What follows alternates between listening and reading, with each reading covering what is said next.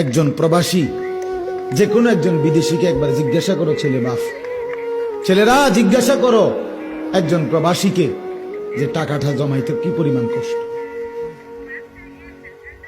কলিজাটা মাটিত লাগিয়া যায়।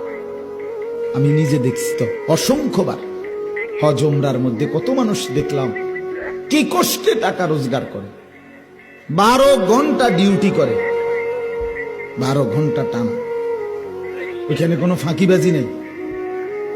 12 ঘন্টা ডিউটির পরে হোটেলের নিচে, বিল্ডিং এর নিচে, আন্ডারগ্রাউন্ডে একটা রুমে 12 জন 14 জন একটা সাদ্দুর বিছাইয়া মাটিত শোয়, নিজেরা রাইন্দা খায়, নিজের গো জামা কাপড় নিজেরা ধোয়, একটা ট্যাবলেট।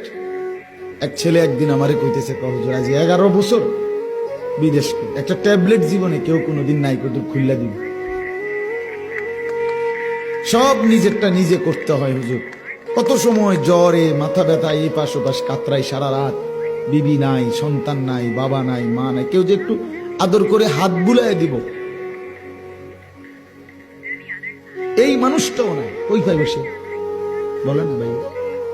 এরপরে এক ছেলে আমার একদিন কইতেছে, হুজুর আমি কোনোদিন যদি কেউ একটা মুরগি এমনি দেয়, কেউ যদি একটা বার্গার দেয়, কিছু একটা দিলে খাইয়া রাত্রের আর রান্দি না, এই পানি কদ্দুর খাইয়া শুইয়া লাই, যে কি শরীরের ক্লান্তি, এই কষ্ট করে বাপ এই জমানো টাকাগুলো দেশে পাঠায়, সেই টাকা তুমি 2 আঙ্গুল দিয়া মোবাইল টিপা শেষ করে লাগে।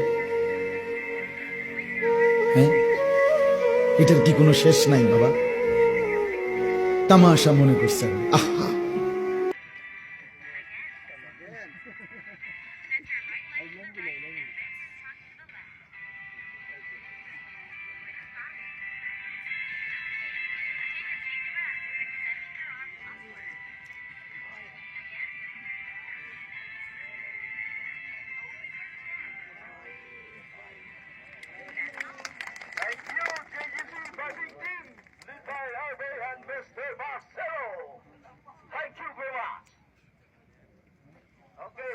Before we start, can we compress? JGC, compress.